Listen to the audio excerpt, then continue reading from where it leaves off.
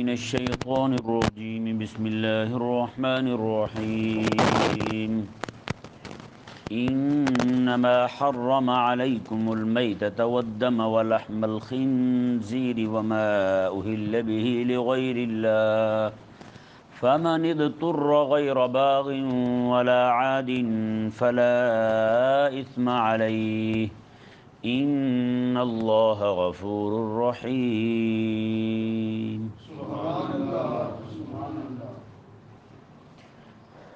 مشرکین مکہ یہ کچھ اللہ تبارک و تعالیٰ کی حرام کی ہوئی چیزوں کو حلال ٹھہراتے تھے، اور جن چیزوں کو اللہ تبارک و تعالیٰ نے حلال ٹھہرایا تھا انہیں یہ حرام ٹھہراتے تھے۔ اور کچھ یہودی جو ہیں وہ بھی اعتراض کرتے تھے، کیونکہ وہ خنزیر کا گوشت کھاتے تھے۔ تو اللہ تبارک و تعالیٰ نے ان آیات اس آیہ مبارکہ کے اندر جو حرام چیزیں ہیں ان کو بیان فرمایا، ساری حرام کو بیان نہیں فرمایا، ان میں سے کچھ حرام چیزوں کو بیان فرمایا جن کا ان کے ساتھ معاملہ تھا۔ سمجھ آیا نا مسئلہ؟ اسے یہ جو لفظ پہلے آیا نا انما، یہ انما جو ہے اسے کہتے ہیں حصر، کسی چیز کو کسی چیز میں بند کر دینا۔ جیسے مثال کے طور پر میں کہوں جی یہاں سے یہ بچہ معیز نام ہے آپ کا، یہ معیز ہی درس سن رہا ہے، جس کا مطلب یہ ہے کہ باقی نہیں سن رہے ہیں جی، تو صرف یہی معیز ہی سن رہا ہے۔ اگر میں یہ کہوں کہ معیز بھی سن رہا ہے تو اس کا مطلب یہ ہے کہ باقی بھی سن رہے ہیں، ان میں ایک معیز بھی سننے والا ہے یا نہیں ایسا؟ تو یہ ہی میں حصر آ جاتا ہے۔ ہماری زبان میں ہی جو ہے یہ حصر کے لیے استعمال ہوتا ہے، تو اور بھی جو ہے یہ عموم کے لیے استعمال ہوتا ہے کہ نہیں؟ سمجھ آیا مسئلہ؟ تو رب تبارک و تعالیٰ نے جو یہاں فرمایا نا کہ چار چیزوں کا بیان فرمایا جو حرام ہیں، تو یہاں جو حصر ہے، عربی زبان میں حصر کی دو قسمیں ہیں۔ ایک کو کہتے ہیں حصر حقیقی، جسے حصر مطلق بھی کہتے ہیں، حصر مطلق بھی کہتے ہیں، اور دوسرا حصر ہوتا ہے حصر اضافی۔ اضافی وہی ہوتا ہے اس میں سے کچھ چیزوں کو بیان کر دیا جائے اور باقی کو چھوڑ دیا جائے۔ تو یہاں بھی وہی ہوا، اللہ تبارک و تعالیٰ نے چار چیزوں کا ذکر فرمایا جو حرام ہیں، حالانکہ قرآن کریم میں شراب کا حرام ہونا بھی قرآن میں بیان ہوا ہے کہ نہیں؟ سمجھ آیا؟ تو اس سے معلوم ہو گیا کہ یہ کیونکہ اور بھی چیزیں حرام ہیں، گدھا بھی حرام ہے، کتا بھی حرام ہے، ہیں جی، کوا بھی حرام ہے، اور اس طرح کی باقی چیزیں جتنی بھی ہیں وہ بھی ساری حرام ہیں۔ لیکن یہاں بیان چونکہ ان کے ساتھ خطاب ہو رہا تھا، تو رب تبارک و تعالی نے ارشاد فرمایا انما حرم علیکم المیتۃ والدم ولحم الخنزیر وما اہل به لغیر اللہ۔ فرمایا کہ اللہ تبارک و تعالی نے تم پر مردار کو حرام فرمایا۔ کسے حرام فرمایا؟ مردار کو حرام فرمایا۔ کئی احمق لوگ یہ اعتراض کرتے ہیں، اس وقت بھی کرتے تھے، آج تو بہت زیادہ کرتے ہیں۔ وہ کہتے ہیں کہ یہ جو جانور ہے ایک تم خود مارتے ہو، بسم اللہ پڑھ کے تکبیر پڑھ کے چھری پھیرتے ہو، خود مارتے ہو، وہ تو کہتے ہو حلال ہو گیا، ایک کو اللہ مار دے اسے کہتے ہو حرام ہو گیا۔ کہ نہیں سمجھ آیا؟ کہتے ایک وہ ہے جسے تم مارو، ادھر غور سے سنیں، ایک وہ ہے جانور جسے تم مارو چھری پھیر کے وہ حلال ہو جائے، جسے اللہ ہی مار دے وہ حرام ہو جائے، ایسا کیسے ہو گیا؟ یہ ایک اشکال پیش کرتے ہیں، ایک شبہ ہے انہیں۔ یہ ایسے شبہات انہی لوگوں کو ہوتے ہیں جن کے دلوں میں رب تبارک و تعالیٰ کی وحی کا نور نہیں جاتا۔ کہ نہیں سمجھ آیا؟ کیونکہ گندی جگہ پہ گندی چیزیں اگتی ہیں کہ نہیں؟ روڑی پہ آپ نے گندگی کا ڈھیر ہوگا، وہاں بارش پڑ جائے تو گندی چیزیں ہوگی نا، وہاں بدبو پڑ جائے گی۔ اور آپ باغ میں چلے جائیں، وہاں اگر بارش آ جائے تو بارش آنے کے بعد بندے کا دل چاہتا ہے کہ بندہ باغ میں جائے کہ نہیں؟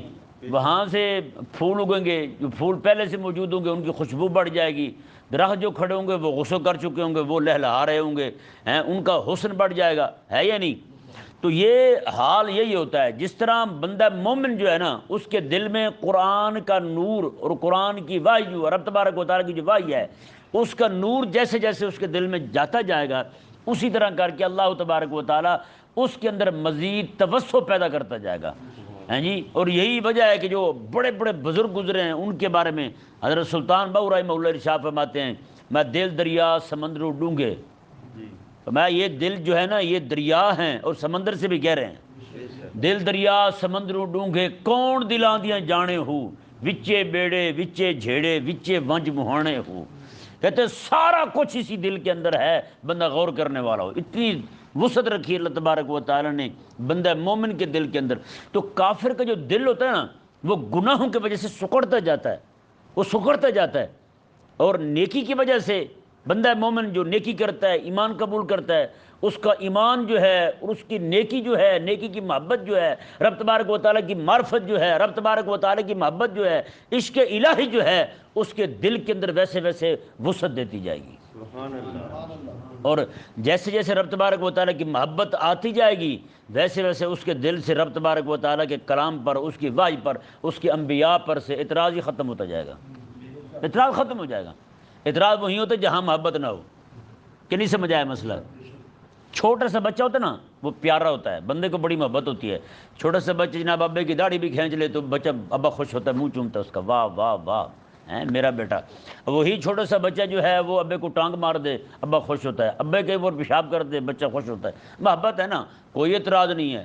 اچھا وہی بچہ جب بڑا ہو گیا 12-15 سال کا ہو گیا، ایک مرتبہ پیشاب کرنے پر ابا منہ چوم رہا تھا، اب وہی بچہ گلاس پانی کا بہا دیتا ہے تو اسی پہ لڑائی ہو رہی، ابا جلال میں آ گیا، کیونکہ اب وہ والا تعلق نہیں رہا، وہ والی محبت نہیں رہی، تو اب اس کی ایک ایک بات پہ اعتراض ہوگا۔ تو بھائی یہی حال بندہ مومن کا رب تبارک و تعالیٰ کے ساتھ ہے کہ بندہ مومن جو ہے وہ رب تبارک و تعالیٰ کی محبت اس کے دل میں آ جائے، اس کے احکامات کی محبت پھر آئے گی، اس کے انبیاء کی محبت پھر آئے گی، اس کی ایک ایک چیز کی محبت آئے گی اس کے دل کے اندر، تو وہ کسی چیز میں جہاں محبت ہوتی ہے وہاں اعتراض تو نہیں ہوتا۔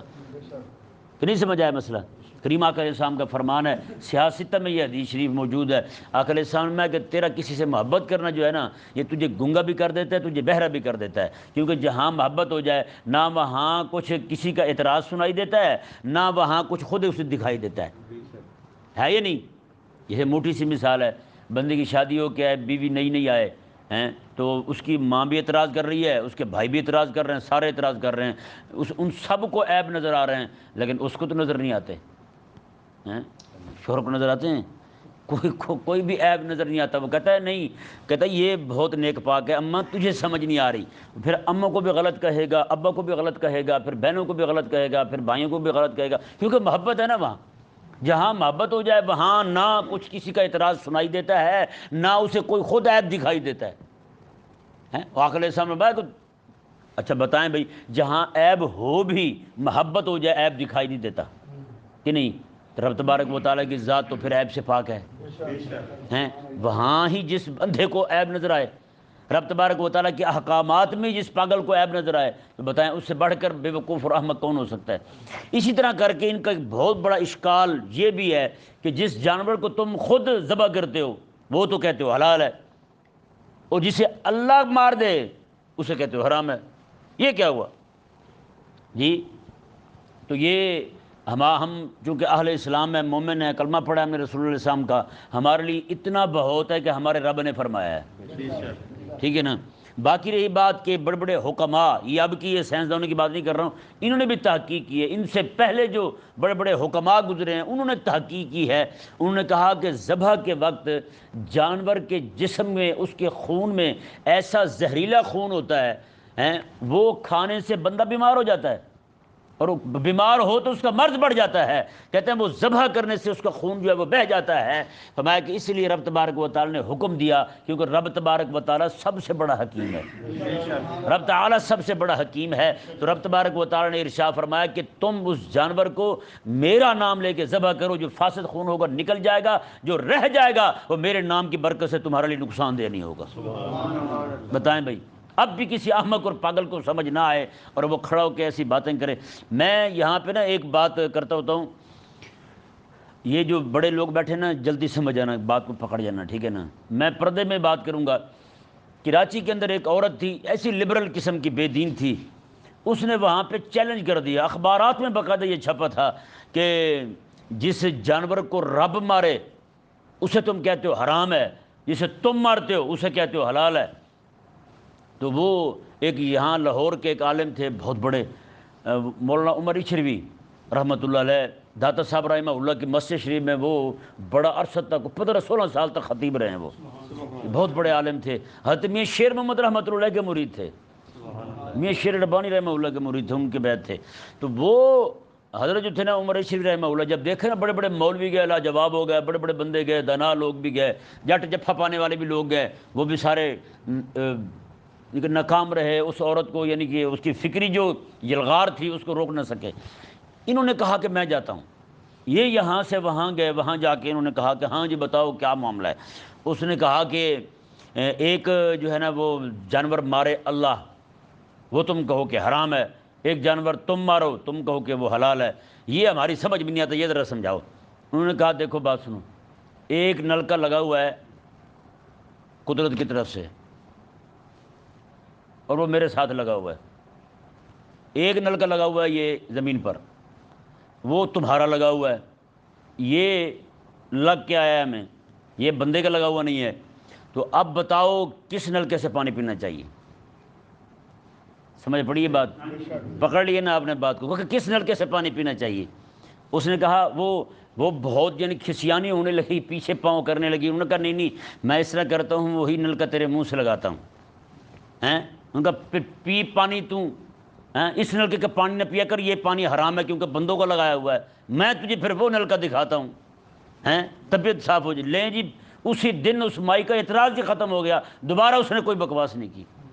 تو ایسے وہ کہتے ہیں جیسا منہ ہو نا ویسی چپیٹ مارنے میں کوئی مشکل ہے نہیں ہوتی کسی کو بھی، جیسا منہ ہو ویسی چپیٹ مار دینا، یہی حال کا تقاضا ہوتا ہے، مقتضائے حال کہتے ہیں اسے عربی زبان کے اندر۔ جیسا حال ہو اس کے تقاضے کے مطابق کام کرنا، یہ بالکل ٹھیک ہوتا ہے۔ اس میں کئی سارے لوگ کہتے ہیں نہیں جو بہت گندی بات سنا دی ہے، میں نے کہا آپ کو تو اس سے بھی بڑی بڑی گندی باتیں آتی ہیں۔ آپ گھر میں بیٹھی بیٹیوں کے سامنے فلمیں بھی دیکھ لیتے ہیں جو لڑکیوں کو اٹھا کے بھاگ رہے ہوتے ہیں۔ میں نے کہا یہ تجھے گندی بات میں نے نہیں سنائی، کہ نہیں سمجھ آیا مسئلہ؟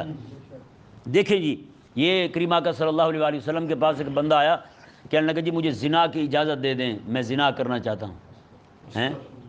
اب امام الانبیاء علیہ السلام کی بارگاہ میں اتنی بڑی بات کرنے والا بندہ، اتنی بڑی بے ادبی، کریم آقا صلی اللہ علیہ وسلم نے ارشاد فرمایا۔ آپ دیکھیں آقا علیہ السلام چونکہ آپ حکیم تھے، آقا علیہ السلام طبیب اعظم ہے، حضور حکیم اعظم ہے آقا علیہ السلام۔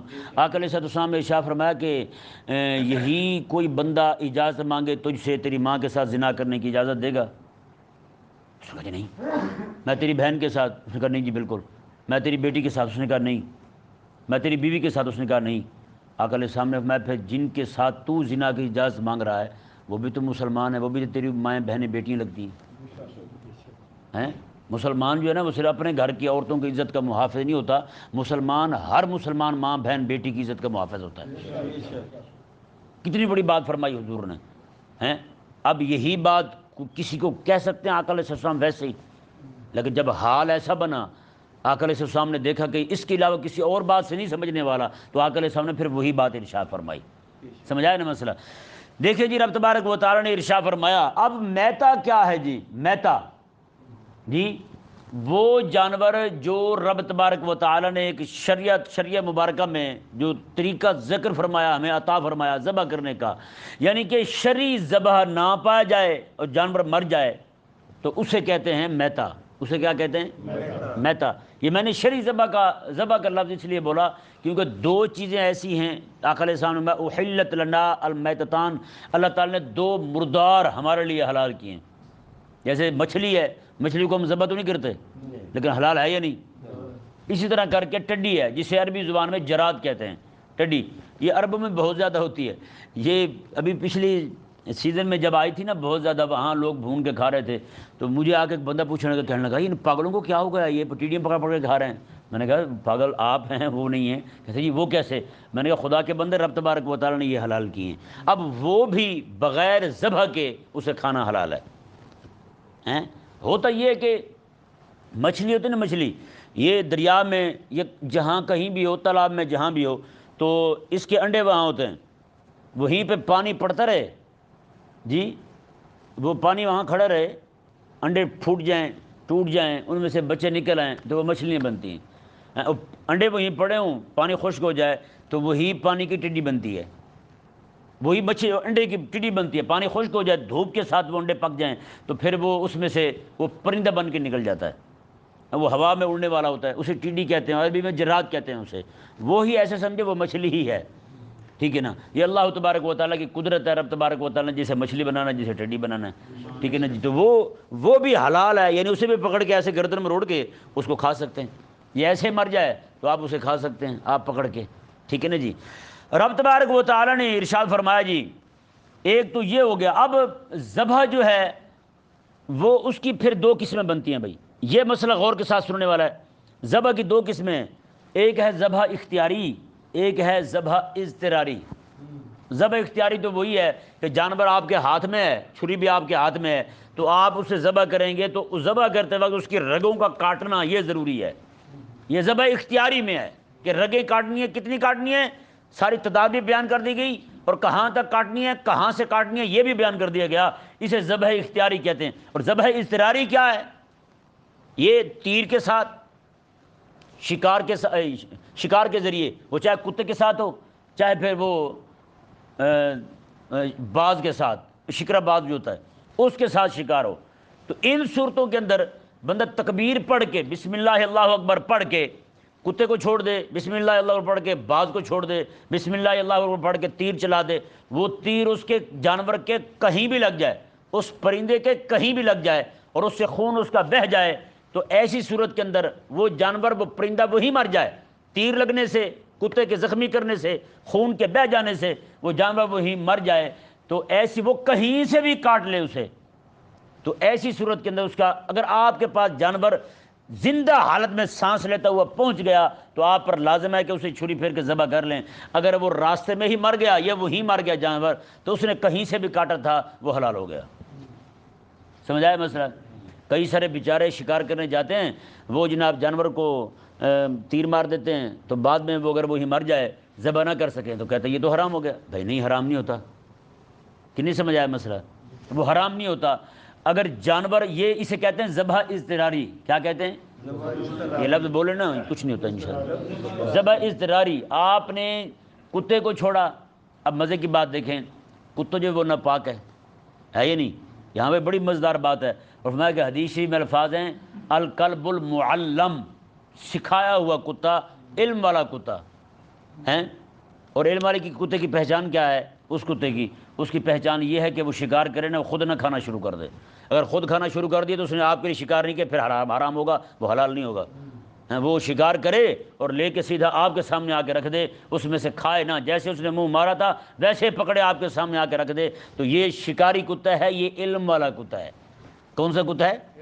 علم والا کتا ہے۔ سبحان اللہ، یہ علماء نے یہاں پہ بڑی زبردست بات فرمائی ہے۔ وہ فرماتے ہیں دیکھیں اگر کتے کو بھی تھوڑا علم آ جائے ہیں تو رب تبارک و تعالیٰ اسے اتنی عزت دیتا ہے، اس کے منہ لگے ہوئے کو بھی رب تبارک و تعالیٰ حرام نہیں کہتا کہ اب کتا منہ مار گیا ہے تو اب یہ حرام ہو گیا، یہ کوئی اور حکم نہیں لگتا اس پر۔ تو باتیں ہیں، بتائیں بھی، جس بندے کو رب تبارک و تعالیٰ پھر اپنے دین اور شریعت کا پورا علم عطا فرما دے، اس کا کیا مقام بلند ہوگا یار، اس کی کیا شان ہوگی۔ تو یہ ذبح اضطراری اور اختیاری، یہ دو چیزیں بیان ہو گئی آپ کے سامنے۔ رب تبارک و تعالیٰ نے جو دوسری چیز حرام فرمائی وہ ہے بدم، خون۔ یہ ذہن میں رہے، عرب لوگ جو تھے نا وہ پہلے خون کو جمع کرتے تھے، خون سارا جمع کرتے تھے، اسے پھر جماتے تھے، خون جم جاتا نا پڑا ہوا، خون کو جماتے تھے، جمانے کے بعد اسے گھی ڈال کے توے کے اوپر تل کر کھایا کرتے تھے، توے کے اوپر تل کر کھایا کرتے تھے، تل کے اسے پھر کھا جاتے تھے۔ تو رب تبارک و تعالیٰ نے اسے بھی حرام قرار دیا۔ یہ ذہن میں رہے، اس سے وہ خون مراد ہے جو خون ذبح کرتے وقت بہہ رہا ہو، ذبح کرتے وقت بہہ رہا ہو، بہنے والا خون حرام ہے۔ آپ نے ذبح کر لیا، خون جو اس کے اندر رہ گیا وہ خون پاک بھی ہے اور حلال بھی ہے، یعنی کہ آپ گوشت کو لے کر دھوئے بغیر ہی پکا لیں تو یہ حلال ہے، کہ نہیں سمجھ آیا؟ اگر وہ باہر بہنے والا خون اسے نہیں لگا تو آپ اسے پکا سکتے ہیں اور کھا سکتے ہیں، بالکل جائز ہے۔ اور وہی خون جو ہے، آپ جانور کو ذبح کرنے کے بعد خون بہہ گیا، باقی جب اس کے اندر جو خون رہ گیا ہے وہ آپ کے جسم کے ساتھ لگ جائے، کپڑوں کے ساتھ لگ جائے، آپ کے کپڑے ناپاک نہیں ہوں گے، چاہے پورے کا پورا تر ہی کیوں نہ ہو جائے آپ کا لباس، آپ اسی لباس کے اندر وضو کر کے نماز پڑھ سکتے ہیں، آپ کی نماز ہو جائے گی۔ سمجھ آ گیا مسئلہ؟ یہ دم مصفوع اور دم غیر مصفوع میں فرق ہے۔ بہنے والا خون ناپاک ہے، بہنے والا خون پلید ہے، وہ حرام ہے۔ جو رہ گیا ہے خون، وہ خون پاک بھی ہے اور حلال بھی ہے۔ ٹھیک ہو گئی جی۔ آگے فرمایا ولحم الخنزیر، اور خنزیر کا گوشت۔ کس کا گوشت؟ خنزیر کا گوشت۔ یہ خنزیر جو ہے نا، یہ بہت زیادہ کھاتے ہیں کافر لوگ، یہود و نصارہ میں یہ بہت زیادہ پائی جاتی ہے یہ عادت، نعوذ باللہ من ذالک۔ یہ سارے جانوروں میں بغیرت ترین جانور یہی ہے، ٹھیک ہے نا۔ آج تو یہ خود سائنسدان، ان سے بھی پہلے حکماء جو تھے مسلمان حکیم لوگ، حکماء جو ہیں وہ اس کے تجربے کر چکے ہیں، دیکھ چکے ہیں خوردبینوں کے ذریعے۔ وہ کہتے ہیں اس کے اندر ایسے ایسے فاسد اور گندے کیڑے ہوتے ہیں اس کے گوشت کے اندر، جو عام ایسے نظر نہیں آتے، وہ دوربین سے، خوردبین سے نظر آتے ہیں۔ انہوں نے وہ دیکھا، اس کے ساتھ خوردبین کے ساتھ دیکھا انہوں نے، تو دیکھ کے انہوں نے بتایا، انہوں نے کہا بھئی اس کے اندر تو رب تبارک و تعالیٰ نے ایسے منع نہیں کیا، اس کے اندر بہت سارے مفاسد ہیں، اور جو بندہ یہ کھاتا جائے گا، ظاہری بات ہے جو چیز بندہ کھاتا ہے اس کے اثرات بھی اس بندے میں آتے ہیں، اس کی طبیعت میں آتے ہیں، ہے یہ نہیں؟ تو جیسے ایک ہمارے لاہور کے اندر پہلے اللہ تبارک و تعالیٰ بچائے، لوگوں کو غیرت دے، گدھے کا گوشت بیچنا شروع کر دیا تھا انہوں نے، ہے یہ نہیں؟ اور گدھا بے تحاشا بیچا گیا ہے، کئی ساری جگہوں پر کتے کا گوشت بیچتے ہوئے بھی پکڑے گئے ہیں جی۔ لاہور میں ہی ایک بندہ تھا، ایک بندہ اس کے پاس بڑے ذوق شوق کے ساتھ آ کے کھاتا تھا، وہ بریانی اس کے پاس، کہتے بریانی بڑی مزیدار تھی، اس نے کہا زندگی میں کہیں بھی نہیں کھائی، تو وہ بار بار جا کے کھائے۔ ایک بار اس نے بتا دیا، اس نے کہا بندہ اپنا ہے چلو بتا دیں، اس نے کہا سر یہ کوئی بکرا نہیں ہوتا، یہ گدھا ہوتا ہے۔ اس نے کہا گدھے کے گوشت کو فلاں فلاں مثالہ لگا دیں، کہتا جی یہ تو بکرے کے گوشت سے بھی زیادہ مزیدار ہوتا ہے، ٹھیک ہے نا جی۔ اب حالت یہ ذہن میں رہے بھائی، حلال کھانے سے اللہ تبارک و تعالیٰ کی محبت دل میں پیدا ہوتی ہے، اور حرام کھانے سے رب تبارک و تعالیٰ کی بارگاہ سے دوری پیدا ہوتی ہے، اور عبادت تک کا لطف اور مزہ نہیں رہتا اس بندے کے پاس۔ وہ بندہ بالکل ایسے سمجھے مجبور ہو کے اگر نماز پڑھے گا بھی صحیح، ایسی حالت میں پڑھے گا۔ تو اس لیے ہر بندے کو چاہیے کہ وہ حرام چیزوں سے بھی بچے اور حرام طریقوں سے بھی بچے۔ رب تبارک و تعالیٰ نے ارشاد فرمایا جی، دیکھیں آگے، وما اہل بہ لغیر اللہ، اور ہر وہ جانور جس پر اللہ کے علاوہ کسی اور کا نام لے کر اسے ذبح کیا جائے۔ جی یہ مشرکوں کا طریقہ تھا کہ وہ جانور کو ذبح کرتے وقت نا جی، وہ بسم اللہ بسم العزا اس طرح پڑھ کے ذبح کرتے تھے، یعنی بت کے نام کے ساتھ ذبح کر رہے ہیں، لات بت کے ساتھ، منات کے ساتھ، عزا کے ساتھ، حبل کے نام کے ساتھ، اس طرح کر کے بتوں کے نام لے کر وہ جانور ذبح کرتے تھے۔ جیسے ہم جانور کو ذبح کرتے وقت اللہ تعالیٰ کا نام لیتے نا، وہ اس وقت بتوں کا نام لیتے تھے۔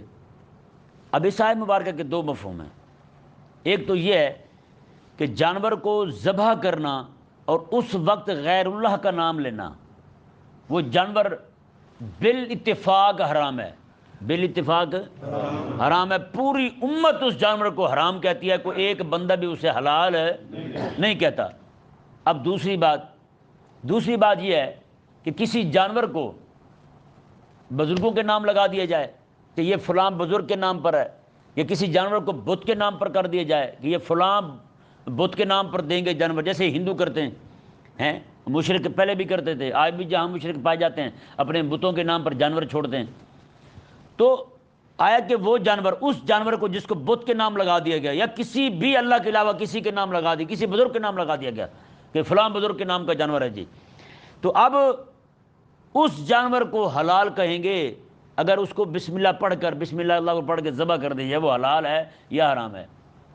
اہل سنت میں جمہور اہل سنت یہی کہتے ہیں کہ وہ جانور جو پہلے کسی بت کے نام لگا دیا گیا، نام زد کر دیا گیا، یا کسی بزرگ کے نام زد کر دیا گیا، جیسے کہتے ہیں یہ 11ویں کا جانور ہے، بعد میں ذبح اس کا اللہ کے نام پر ہو تو وہ حلال ہے۔ وہ کیا ہے؟ وہ حلال ہے، کیونکہ ذبح جب کیا جا رہا ہے تو وہ اللہ کے نام پر کیا جا رہا ہے، اس لیے پہلے کس کے نام پر تھا اس سے کوئی مطلب نہیں، اس سے کوئی سروکار نہیں، ٹھیک ہے نا جی۔ تو یہ اہل سنت میں جمہور یہ کہتے ہیں، اور باقی رہے حضرت شاہ عبدالعظیم محدث دہلوی رحمہ اللہ اور حضرت جو ہیں مولانا عبدالحق حقانی رحمہ اللہ، آپ ارشاد فرماتے کہ ایسا جانور جس کو اللہ کے علاوہ کسی اور کے نام زد کر دیا جائے کہ یہ فلاں بزرگ کے نام پر ہے یا فلاں بت کے نام پر ہے، کہتے ہیں وہ جانور ایسا پھر ناپاک ہو جاتا ہے کہ اللہ کا نام لینے سے بھی پاک نہیں ہوتا پھر۔ کہ نہیں سمجھ آیا مسئلہ؟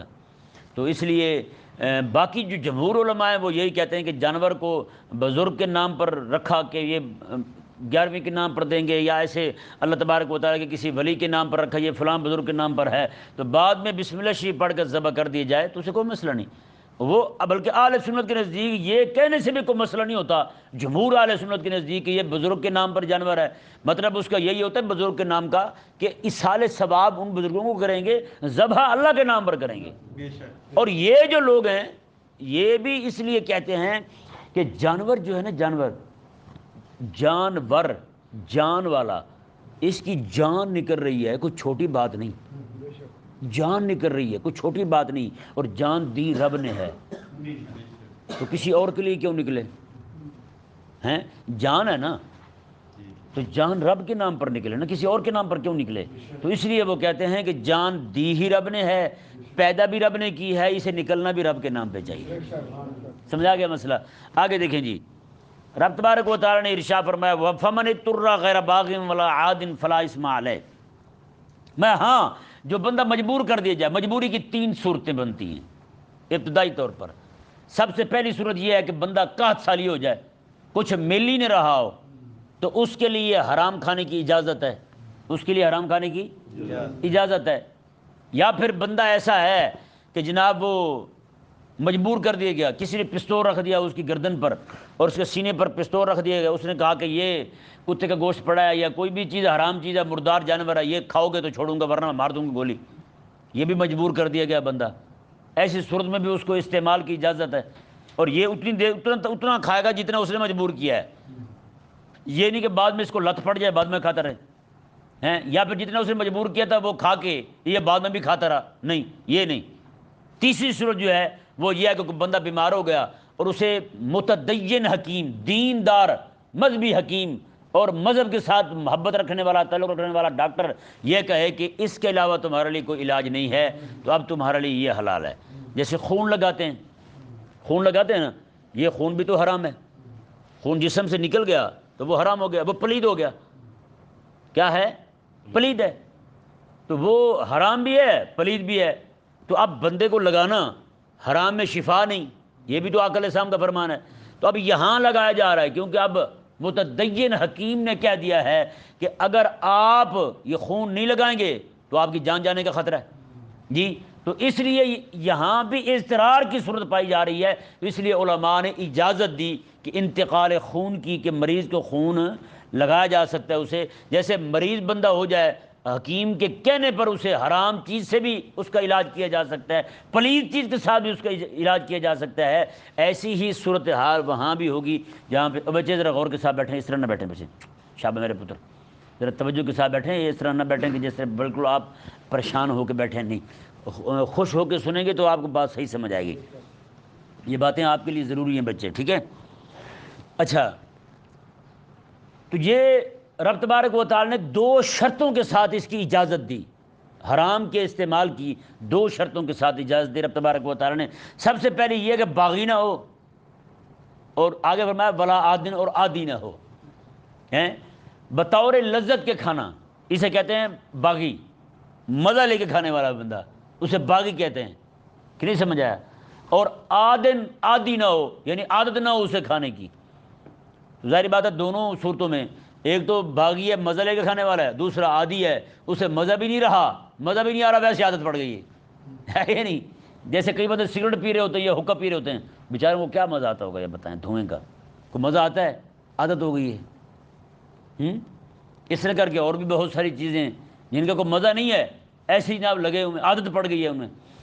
تو یہ یہاں پہ ایک بات میں عرض کروں آپ کے سامنے، اہل اللہ فرماتے ہیں کہ بندہ جو ہے نا وہ گناہ میں مبتلا ہو جائے، شروع میں اسے گناہ مزہ دیتا ہے، شروع میں اسے گناہ مزہ دیتا ہے، میں کہ بعد میں ایسا ہوتا ہے اس گناہ کا اسے مزہ بھی نہیں رہتا لیکن عادت پڑ جاتی، وہ پھر بطور عادت کے گناہ کرتا ہے، بطور مزہ، بطور لذت کے نہیں کرتا، لذت نہیں آ رہی ہوتی اسے، میں کہ پھر اسے مزہ بھی نہیں آتا اور عادت ایسی پڑ جاتی، عادت چھوڑتی بھی نہیں اسے۔ تو رب تبارک و تعالی نے 2 شرطوں کے ساتھ اجازت دی، فرمایا کہ جو بندہ ضرورت سے پہلے نہ کھائے اور ضرورت سے زیادہ نہ کھائے، یعنی کہ حرام کی ضرورت پڑ گئی اسے کھانے کی کچھ مل نہیں رہا، قحط پڑ گیا، صرف اتنا ہی کھائے جس کے ساتھ اس کا جناب وہ زندہ رہ سکے بس۔ رب تبارک و تعالیٰ نے ارشاد فرمایا فلا اسم علیہ، ایسی دو شرطوں کو پورا کر کے جو بندہ اسے استعمال کرے گا تو اسے کوئی گناہ نہیں ہوگا۔ رب تبارک و تعالیٰ نے ارشاد فرمایا ان اللہ غفور الرحیم، بے شک اللہ تبارک و تعالیٰ بخشنے والا مہربان ہے۔ یعنی کھاتے ہوئے کوئی ایک آدھا لقمہ آگے پیچھے ہو گیا ہے، اوپر نیچے ہو گیا ہے، تو میں اللہ تبارک و تعالیٰ بخشنے والا مہربان ہے جی۔ رب تبارک و تعالیٰ نے ارشاد فرمایا جی، یہاں تک تو بیان ہوا اس حرام کا جو حرام سوری ہے، سامنے یہ حرام ہے جی۔ اب آگے وہ حرام بیان ہو رہا ہے جو مانوی حرام ہے۔ کون سا حرام ہے؟ مانوی حرام ہے۔ وہ کیا ہے جی؟ وہ تھی دین فروشی، دین بیچنا۔ یہ علماء یہود میں بہت زیادہ تھی کہ یہودی جو تھے وہ لوگوں سے پیسے لے کے غلط مسائل بتاتے تھے، لوگوں سے پیسے لے کر حق بات نہیں کہتے تھے، اور یہ جو صورت ہے اب بہت پائی جا رہی ہے۔ ہمارے مولوی بیچارے صرف تنخواہ کی خاطر دین بیانی نہیں کرتے، حق نہیں کہتے، حق نہیں کہتے۔ انہیں پتہ بھی کہیں گے تو فلاں ناراض، کہیں گے تو وہ ناراض، یہ بات کہیں گے تو وہ ناراض، یہ کہیں گے تو وہ ناراض، تو اس لیے حق نہیں کہتے۔ سمجھ آیا مسئلہ؟ ہاں ایک فتنہ اٹھنے کا خدشہ ہو تو وہ ایک الگ بات ہے، ویسے حق نہ کہنا صرف پیسے کے لالچ میں، نوکری کے لالچ میں، کہیں چھٹی نہ ہو جائے، اس لیے تو یہ والی صفت جو ہے یہ یہودیوں سے انہیں منتقل ہوئی ہے، اور کوئی بات نہیں۔ رب تبارک و تعالیٰ نے ارشاد فرمایا یہودیوں کو، میں تم جو آج اعتراض کرتے پھرتے ہو کہ مسلمان جو ہیں یہ ذبح کیا ہوا جانور کھا جاتے ہیں، یہ تو یہ ہے وہ ہے، فرمایا تم مسلمانوں کو کسی حرام چیز کے یہ تانے نہ دو اس طرح کے، میں تم خود حرام میں مبتلا ہو، تم خود لوگوں سے پیسے لے کر مسئلے غلط بتاتے پھرتے ہو، تم خود رب تبارک و تعالیٰ کے دین کو بیچ رہے ہو، تم دین فروش ہو، ٹھیک ہے نا جی۔ رب تعالیٰ نے فرمایا ان الذین یکتمون ما انزل اللہ من الکتاب، میں بے شک وہ لوگ جن پر اللہ نے کتاب نازل کی ہے اس کتاب کو چھپاتے پھرتے ہیں، اس کتاب کو بیان نہیں کرتے، وَيَشْتَرُونَ بِهِ ثَمَنًا قَلِيلًا، اور بہت تھوڑے پیسے لیتے پھرتے ہیں اس کے بدلے میں۔ یہ ذہن میں رہے، یہ نہیں بھی اگر 5 روپے لے کے بندہ غلط مسئلہ بتا دے تو یہ حرام ہے، اگر 5 لاکھ لے کے بتا دے تو وہ حلال ہے، نہ، بلکہ رب کے دین کے ایک ایک حکم کے مقابلے میں پوری دنیا کی کوئی وقت ہے ہی نہیں۔ پوری دنیا کائنات بھی کوئی بندہ کسی عالم کو دے دے کہے جی ایک مسئلہ آپ غلط بتا دیں ہمیں، تو وہ بھی ثمن قلیل کے ہی زمرے میں آئے گا، وہ اسے بھی ثمن قلیل ہی کہیں گے۔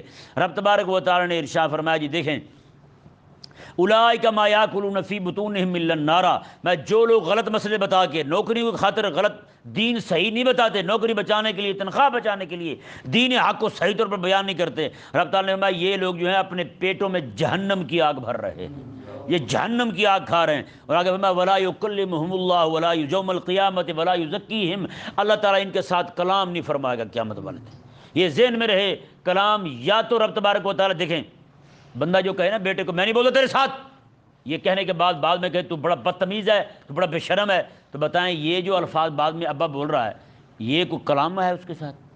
یہ تو کلام نہیں ہے۔ کلام تو یہ ہوگا بیٹا کیا حال ہے، یہ کلام ہوگا نا، وہ تو ڈانٹ رہا ہے اسے۔ جس کلام کے اندر، جس گفتگو کے اندر جلال ہو، جس کے اندر غضب ہو، اسے بات کرنا نہیں کہتے، اسے بات کرنا نہیں کہتے۔ جیسے بندہ جائے نا جی، جا کے کسی سے ملے اور وہ بندہ یعنی کہ اسے الٹی سیدھی سنا دے اور اس کی بات جو کہنے آیا تھا وہ نہ سنے، وہ کہے جی اس نے تو میرے ساتھ بات ہی نہیں کی، جی بولا تو تھا وہ تیرے ساتھ لیکن بات نہیں کی، مطلب جو ہونی چاہیے وہ بات نہیں ہوئی، تو رب تبارک و تعالیٰ قیامت میں ان کو جھڑکے گا، ہیں ولا یکلمنا ایدیہم۔ رب تبارک و تعالیٰ نے قرآن پاک میں فرمایا کہ دفع ہو جاؤ تم، ہیں دفع ہو جاؤ، پڑے رہو تم یہی، میرے ساتھ بات بھی نہ کرو، یہ رب تبارک و تعالیٰ قیامت والے دن فرمائے گا۔ اور یہی رب تعالیٰ نے فرمایا ولا یکلمہم اللہ یوم القیامہ، اللہ تعالیٰ ان کے ساتھ کلام نہیں فرمائے گا۔ یا تو اللہ تبارک و تعالیٰ جو کلام فرمائے گا وہ ڈانٹنے والا کلام ہوگا، زجر والا، توبیخ والا کلام ہوگا، یا پھر رب تبارک و تعالیٰ یہ جلال کا اظہار بھی فرمائے گا تو وہ بھی فرشتوں کے ذریعے فرمائے گا، فرشتوں کو کہے گا تم ڈانٹو انہیں، میں نہیں بولتا ان کے ساتھ۔ بتائیں یار یہ کوئی چھوٹی بات ہے، رب تبارک و تعالیٰ ہی کہے کہ میں نہیں بولتا ان کے ساتھ، جی رب تبارک و تعالیٰ ہی فرمائے کہ میں نہیں بولتا ان کے ساتھ، تو بتائیں ولا یزکیہم، رب نے فرمایا اللہ انہیں پاک بھی نہیں کرے گا، پھر پاک بھی نہیں کرے گا۔ دیکھیں پاک ہوتی چیز وہ جو ہو پاک لیکن اسے پلیدی لگ جائے، جیسے بندہ مومن ہے یہ بذات پاک ہے، بندہ مومن گناہوں کی وجہ سے جہنم جائے گا، پاک ہو کے جنت چلا جائے گا۔ رب نے ارشاد فرمایا یہ خنزیر ہیں، خنزیر بھی پاک ہوا کبھی؟ خنزیر کو 7 سمندروں میں غسل دے دیا جائے کبھی پاک ہوگا؟ نہیں نہ پاک ہوتا۔ یہی حال ان کا ہے۔ فرمایا رب تبارک و تعالیٰ یہ کروڑوں سال بھی جہنم میں جلتے رہیں، ولا یزکیہم، رب انہیں پاک نہیں کرے گا، یہ پاک ہونے والے ہیں ہی نہیں۔ آگے فرمایا وَلَهُمْ عَذَابٌ علیم، اور ان کے لیے دردناک عذاب ہے۔ اولئک الذین اشتروا الضلالۃ بالہدیٰ، میں یہی وہ ذلیل لوگ ہیں جنہوں نے ہدایت دے کر گمراہی خرید لی ہے، والعذاب بالمغفرہ، اور مغفرت چھوڑ کر کے انہوں نے عذاب خرید لیا ہے۔ رب تعالیٰ نے ارشاد فرمایا فما اصبرہم علی النار، میں یہ جہنم پر کتنے صبر کرنے والے بنے بیٹھے ہیں، کتنا صبر آ گیا انہیں جہنم کی آگ برداشت کرنے کا، کتنا صبر آ گیا انہیں عذاب برداشت کرنے کا، ہیں کتنے حوصلے والے لوگ ہیں، شاباش بھی شاباش، واہ واہ واہ، ہیں یہ معنی اس کا، یہ تعجب کا اظہار ہے کہ واہ واہ واہ واہ، ہیں ڈانگ کھانے کے لیے تیار ہو گئے، واہ واہ واہ شاباش بھی شاباش تمہیں، ہیں اپنے کو مروانے کے لیے تیار ہو گئے ہو۔ رب تبارک و تعالیٰ میں فما اصبرہم علی النار، میں واہ واہ شاباش، ہیں کیسے لوگ ہو تم، جہنم کی آگ میں صبر کر۔ اس کا مطلب یہ نہیں انہیں شاباش دی جا رہی ہے، بلکہ یہ شاباش کا لفظ جو ہے نا یہ انہیں ذلیل کرنے کے لیے، کس لیے ہے؟ ہاں جیسے بچہ جو ہے نا وہ اسکول میں پڑھ کے آئے اور فیل ہو کے آ جائے، ہیں فیل ہو کے گھر پہنچے، گھر پہنچ کے تو اس کے ابے کو پتہ چل جائے اب بیٹا جو ہے نا کیا رزلٹ لے کے آیا ہے، تو وہ بھی کہتا ہے، اس کی ماں کو کہتا ہے تجھے مبارک ہو بیٹا تیرا کامیاب ہو گیا، ہیں نہ تو اسے مبارک بنتی ہے اس بات پر، نہ وہ کامیاب ہوا ہے، ہیں وہ بھی اس کی ماں کو شرمندہ کر رہا ہے کہ تیری وجہ سے یہ لڑکا ذلیل ہوا ہے آج ہمارا، تیرا لاڈ اور پیار جو ہے وہ اسے ڈبو گیا ہے، ہیں تیری وہ اس کے ساتھ محبتیں ہیں، پڑھائی کے معاملے میں تیری جو محبتیں تھیں نا اس کے لیے، اس کے ساتھ آج میرے پیٹ میں درد ہے تو نے کہا لیٹ جا ادھر ہی، ہر دوسرے دن پیٹ میں درد ہے تو نے کہا ادھر ہی لیٹ جاتا ہوں، ہیں یہ کیا ہوا؟ یہ دو بیماریاں طالب علموں میں انگریز ذلیل نے ایسی چھوڑی ہیں، سر درد اور پیٹ درد، جب بھی جی چاہا لمبے پڑ گئے پیٹ درد، جب بھی چاہا جی لمبے پڑ گئے پیٹ درد، رات کو نیند پوری نہیں ہوئی، رات کو لگے رہے موبائل پر، صبح کو لمبے پڑے ہیں جی پیٹ درد، بتائیں بھائی، تو میں یہ نہیں ہیں، جب یہ والی حالت ہوگی نا تو پھر وہ ابا مبارکباد ہی دے گا بچے کو، اس کی ماں کو، بلکہ مبارکباد ہو تمہیں بھی، کامیاب ہو گیا تیرا بیٹا، بعد میں کہے گا دل میں وہ یہ کہہ رہا ہوگا، حقیقت یہ ہوگی یہ بوتھے کامیاب ہونے والے نہیں ہیں، کہ کس طرف لگا دیا ہے۔ رب تبارک و تعالیٰ نے ارشاد فرمایا ذالک بان اللہ نزل الکتاب بالحق، میں کہ وجہ اس کی کیا ہوئی، کیوں یہ لوگ ذلیل ہو رہے ہیں، کیوں یہ جہنم میں رہیں گے ہمیشہ ہمیشہ، کیوں یہ جہنم کا عذاب پا کر بھی پاک نہیں ہوں گے؟ رب تعالیٰ نے فرمایا اللہ تعالیٰ نے کتاب کو حق کے ساتھ نازل کیا، رب نے کتاب حق کے ساتھ نازل کی، وَإِنَّ الَّذِينَ اخْتَلَفُوا فِي الْكِتَابِ، لیکن یہ لوگ جو ہیں یہ اختلاف کرتے کرتے کتاب میں دور کی بدبختی میں جا پڑے ہیں، دور کی بدبختی میں جا پڑے ہیں، کتاب میں بحث کرتے کرتے۔ آج بھی دیکھیں کتاب میں بحث کرتے کرتے ہیں اتنے دور کی بدبختی میں پڑے کہ ہم کتاب سے صرف کلخانی ثابت کرتے پھرتے ہیں، کتاب سے صرف مستحبات ہی ثابت کرتے پھرتے ہیں، رب تعالیٰ کے قرآن سے، رب تعالیٰ کے قرآن سے صرف مباح چیزوں کو نکالتے پھرتے ہیں، صرف جناب یہ 11ویں حلال، فلانی چیز حلال، فلانی چیز حلال۔ یار رب تبارک و تعالیٰ نے قرآن میں جو جہاد کا حکم دیا ہے، رب تبارک و تعالیٰ نے کریم آقا علیہ السلام کے عہد کا ذکر کیا، حنین کا ذکر کیا، حنین کا ذکر کیا، رب تبارک و تعالیٰ نے بدر کا ذکر کیا، کریم آقا علیہ السلام کے عہد کا ذکر کیا، آقا علیہ السلام کی جنگوں کا ذکر کیا رب تبارک و تعالیٰ نے، یہ تلوار اٹھانے کا حکم دیا رب تبارک و تعالیٰ نے قرآن پاک میں، بھئی وہ ذکر کون کرے گا؟